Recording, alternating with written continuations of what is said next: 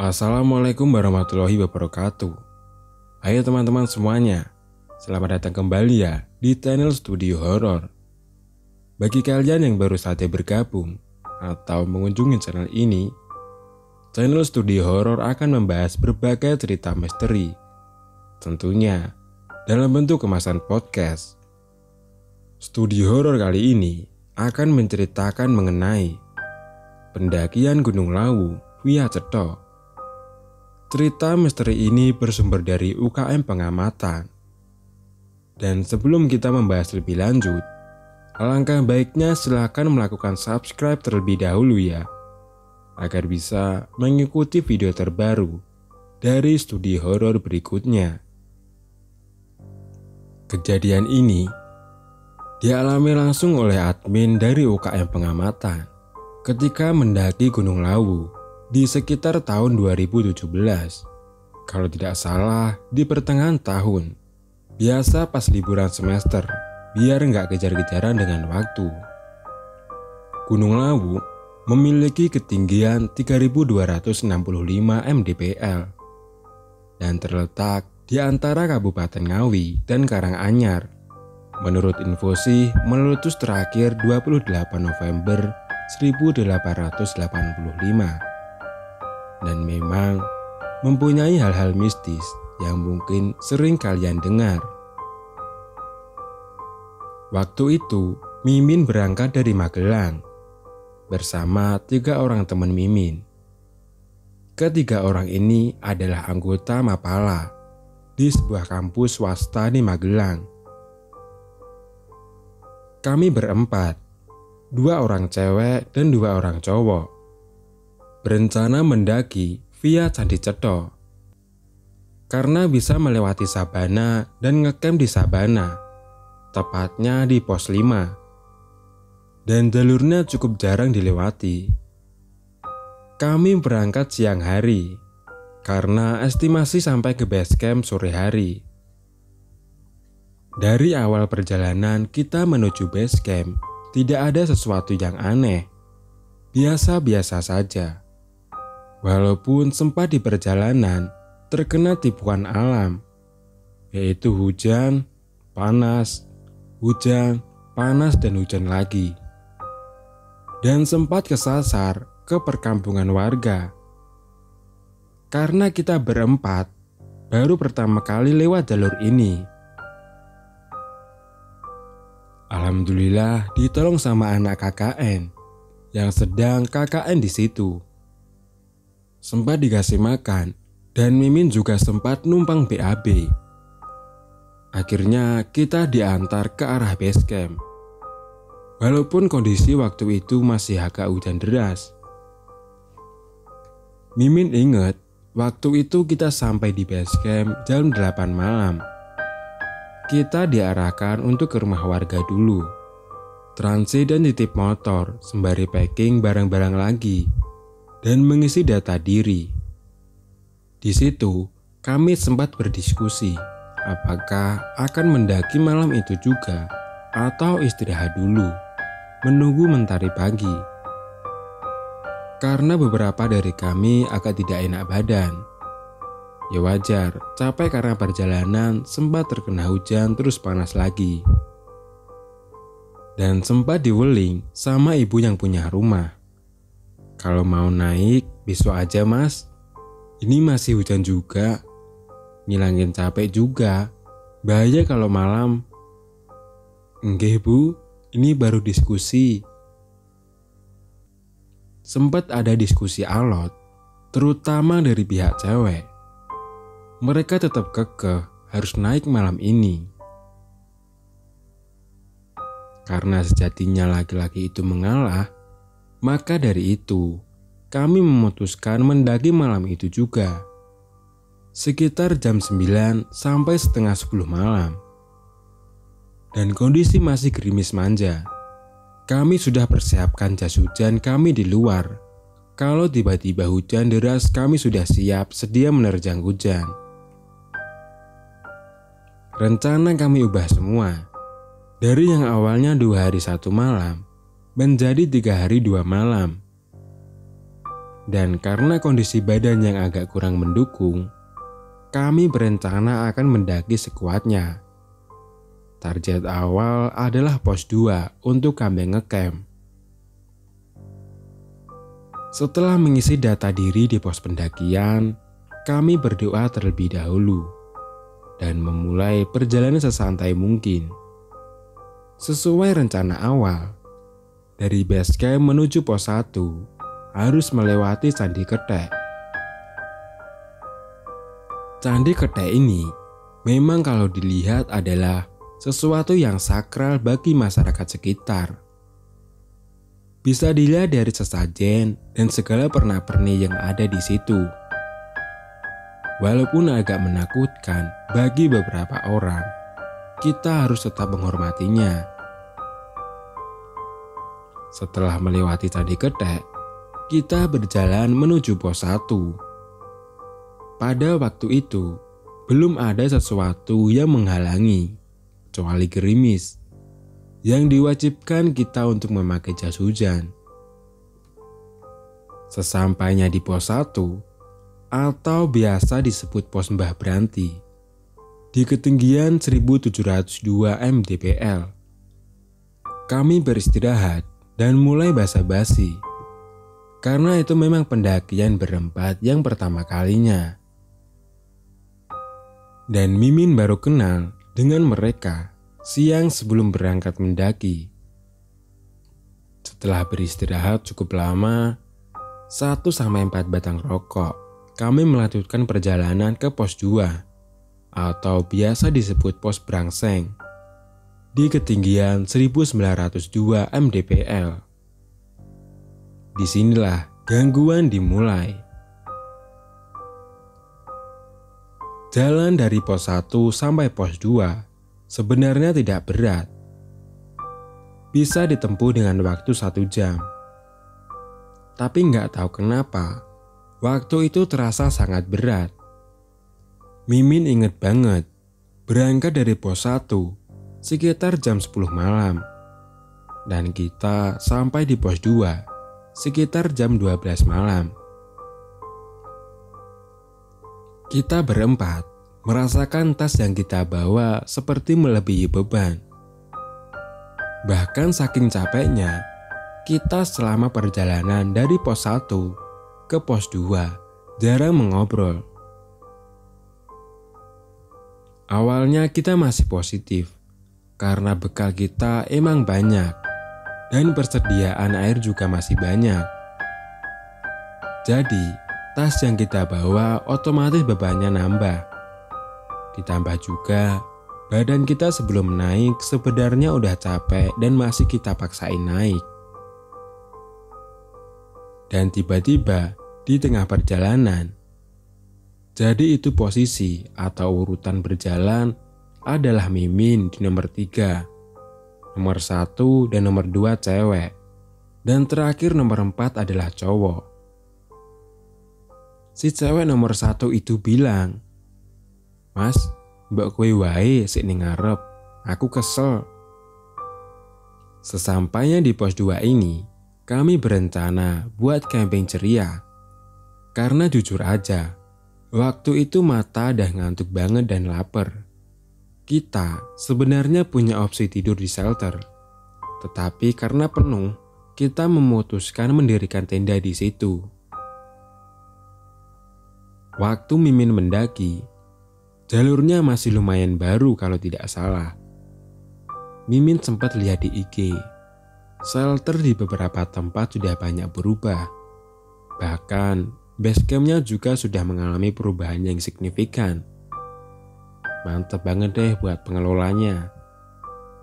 Waktu kita mendirikan tenda di bawah sebuah pohon, space-nya pas banget buat tenda yang kita bawa. Dan pintu tenda berhadapan dengan pohon. Waktu kita memasak dan segala macam dilakukan untuk menghilangkan lelah, tiba-tiba cewek nomor 1 tadi berkata, "Do ngerti Rai, kok aku njaluk gantian ning ngarep?" "Lemang kenapa e? Aku ki mau weruh wong tapi wulu tok." Wah, wes, ojo diteruske.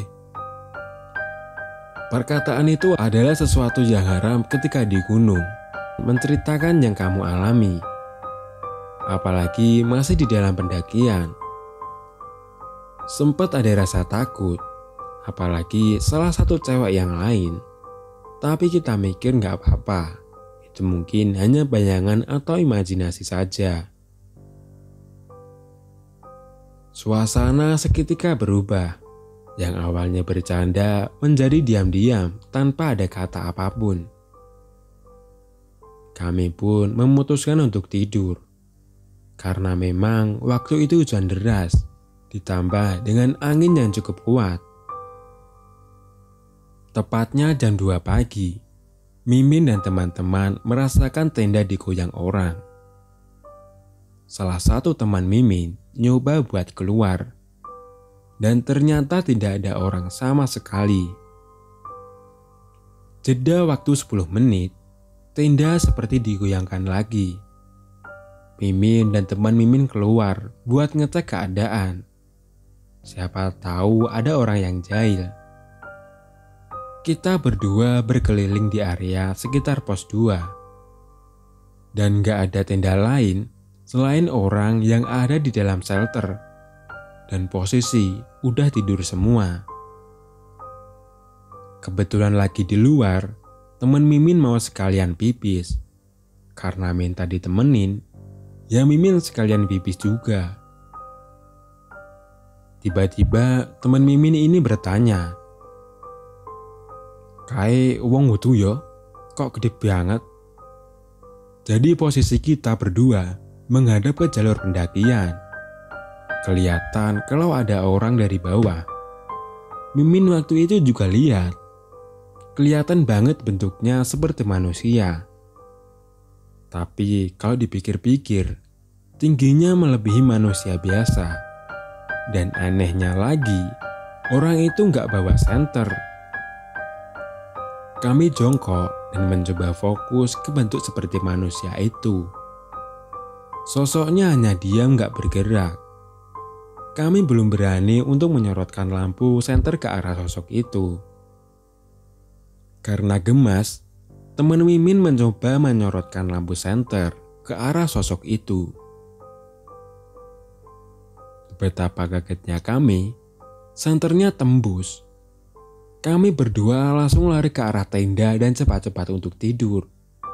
Walaupun rasa deg-degan bertambah ngos-ngosan. Alhamdulillah bisa dikontrol dengan cepat, dan kami berdua tertidur dengan pulas. Pagi hari, di jam 7 pagi, salah satu cewek teriak ketakutan. "Astagfirullah, kok aku lagi weruh?" Otomatis yang lain bangun dan melihat keluar. Dan ternyata, di depan pintu tenda kami, atau tepatnya di bawah pohon itu ada sesajen dan banyak dupa. Kami berempat bingung. Pada saat pendakian, tenda semalam gak ada sesajen dan dupa. Makanya kami pede aja mendirikan tenda di situ. Paginya udah ada. Sempat shock sih dan berpikir semalam diganggu karena tempat kita gak bener. Di situ kami sempat berdiskusi, tidak akan melanjutkan perjalanan dengan beberapa kejadian yang kita alami malam itu. Tetapi karena kami masih penasaran dengan Gunung Lawu, planning kita ubah lagi. Dari yang awalnya sampai puncak, target kita hanya sampai di pos 5, yaitu di Bulak Peperangan. Tepatnya jam 11 siang, kami berempat melanjutkan perjalanan. Berjalan santai sesantai mungkin, dengan jalanan yang licin karena semalaman terguyur hujan. Dari pos 2 ke pos 5, kami harus melewati 2 pos lagi, yaitu pos 3 Cemorodowo dan pos 4 Penggik. Di setiap pos, kita beristirahat cukup lama. Terus berjalan dan sampai di pos 5 pada jam 5 sore Tidak terasa kita berjalan hampir 6 jam. Kita segera mendirikan tenda, dan di situ hanya ada tenda kita sendirian. Tidak ada teman sama sekali. Hanya ada 2 rombongan berpapasan dengan kita di pos 5. Kita mulai membuat dapur ceria, memasak sup dan ayam goreng. Selama kita memasak, tidak ada gangguan dan suasana sangat tenang. Ya karena mungkin hanya ada tenda kita saja di situ. Walaupun tanda-tanda hujan deras akan datang, dan terjadilah, hujannya sangat deras. Ditambah angin berhembus kencang. Suaranya jelas banget, dikarenakan kita ada di sabana waktu itu. Mimin inget banget, itu di jam setelah maghrib. Tenda kita bocor karena saking derasnya hujan. Kita lupa buat parit di sekitar tenda. Akhirnya Mimin dan teman cowok Mimin keluar dengan jas hujan dan nyoba buat parit di sekitar tenda, berharap meminimalisir kebocoran air ke tenda. Pas Mimin buat parit, ada suara jelas banget. Suara lengkingan wanita tertawa. Mimin pikir itu teman cewek Mimin di tenda. Teman Mimin juga mendengar suara itu, tapi masih positif thinking di situ. Mimin masih fokus buat parit di situ. Dan suara kedua ini, suaranya seperti di dekat kuping Mimin. Mimin berdiri dan ternyata teman Mimin juga berdiri. Kemudian kita bertatap muka. Krungu ra kowe? Yoi, bajinguk, ra bener ki, wes mlebu wae. Parit yang kami buat belum selesai. Kami sesegera mungkin masuk tenda. Dan ternyata benar saja. 2 cewek yang di dalam tenda udah pada tidur. Fix, sumbernya bukan dari dalam tenda.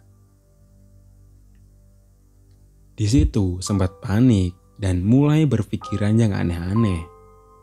Sempat berpikiran untuk turun, tapi karena hujan, ya nggak mungkin juga. Mimin coba buat bangunin cewek-cewek, dan kita berdoa bareng-bareng.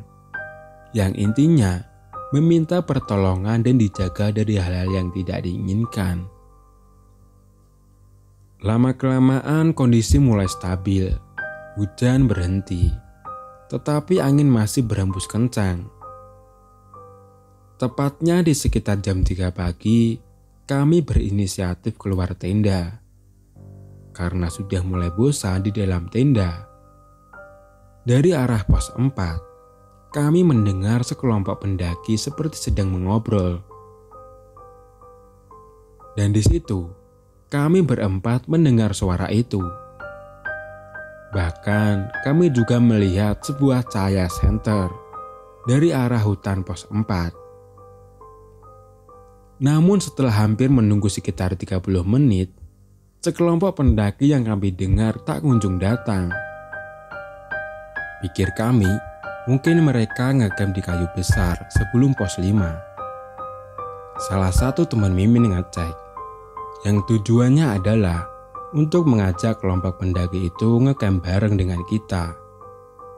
Biar kita ada teman ngecamp lah, ya karena kita udah mulai takut waktu itu. Hasilnya nihil, gak ada tenda, dan suara-suara yang kita dengar sudah hilang. Cahaya senter itu juga sudah tidak ada lagi kemunculannya. Untuk mengalihkan suasana, kita nyoba buat mainan Uno. Mulailah. Dari situ yang awalnya cukup takut, menjadi riang gembira. Namun hanya sesaat kami rasakan. Sebuah kado kami dapat malam itu. Kami mendengar suara seperti langkah kuda berlarian. Gimana ya jelasinnya? Jelas banget itu suara telapak kuda. Dalam hati, mosok ono jaran tengan kene. Suara kuda itu terdengar dari jarak yang cukup jauh dari tenda kita. Kadang hilang, kadang ada lagi. Kita mulai menganalisa apakah itu hal gaib, dan apakah itu kuda beneran, dan apakah itu suara angin yang bermanifestasi menjadi kuda. Kita nyoba buat membuka pintu tenda dan melihat sekitar dengan senter. Namun hanya kabut yang bisa kita lihat. Kita nggak bisa lihat apa-apa dari jarak pandang yang hanya 2 meter di depan tenda kami. Suara itu masih terdengar lirih. Yang awalnya kami ini penasaran, suara itu berasal dari mana.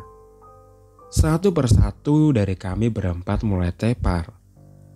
Mimin pun tidur karena mata yang sudah gak bisa dikondisikan lagi. Puncaknya adalah satu teman cewek Mimin melihat sebuah cahaya seperti bertabrakan dari garis lurus tenda kami.